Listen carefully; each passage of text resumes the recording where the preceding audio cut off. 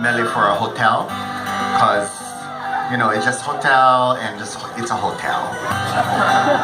But they bribed me with food and to meet Mickey Mouse, which is it was okay. Me and him same height.